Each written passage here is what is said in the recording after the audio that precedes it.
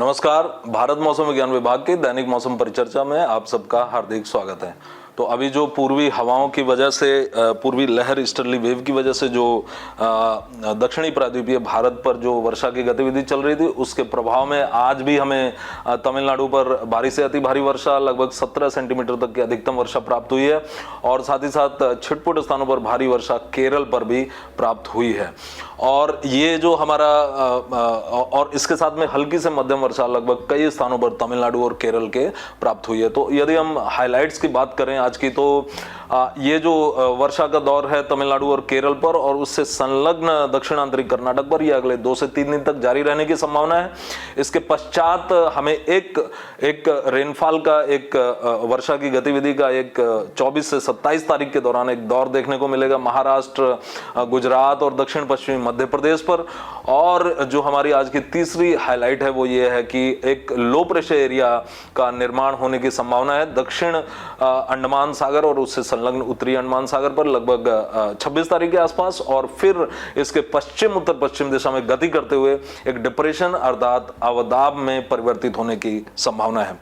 तो यदि हम सबसे पहले सिनॉप्टिक कंडीशंस देखें आज की, तो एक हमारे पास पश्चिमी विक्षोभ है जो लगभग 55 डिग्री देशांतर के आसपास अवस्थित है, और एक हमारे पास चक्रीय परिसंचरण है जो कि उत्तरी आंतरिक तमिलनाडु और उससे संलग्न केरल के आसपास लगभग निम्न क्षोभ मंडल तक विस्तृत साइक्लोनिक सर्कुलेशन अवस्थित है।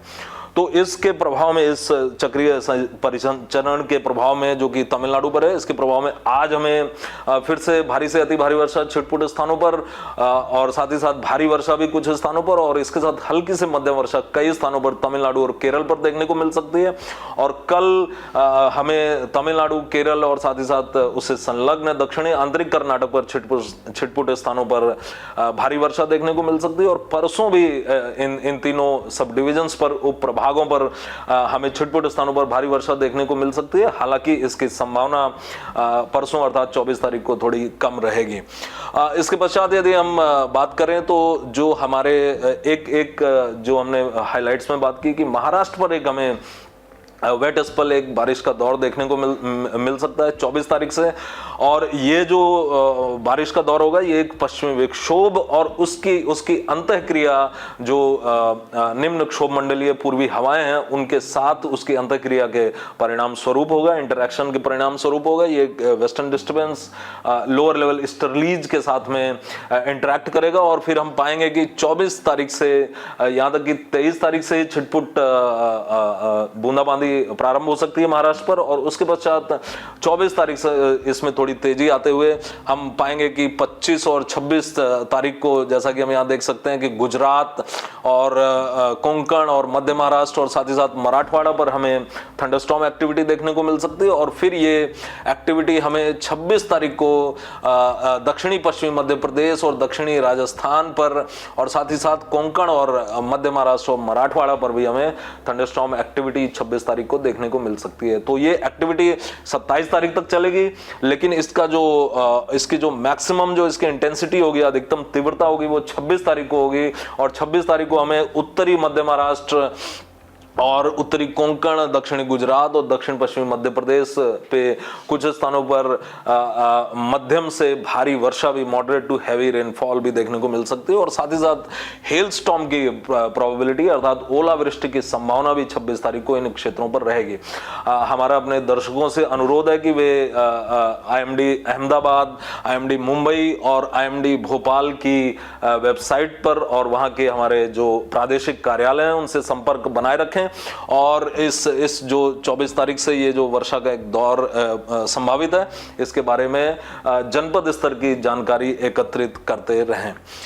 इसके बाद यदि हम, जैसा कि हमने हाइलाइट्स में बात की, एक चक्रीय परिसंचरण दक्षिण पूर्वी अंडमान सागर पर लगभग 25 तारीख को बनने की संभावना, और उसके प्रभाव में 26 तारीख को हमें एक अल्प दबाव का क्षेत्र देखने को मिल सकता है दक्षिण और उसे संलग्न उत्तरी अंडमान सागर पर। और 27 तारीख को ये लो प्रेशर एरिया, अल्प दबाव का क्षेत्र पश्चिम उत्तर पश्चिम दिशा में गति करते हुए 27 तारीख को एक डिप्रेशन में इसके घनीभूत होने की संभावना है।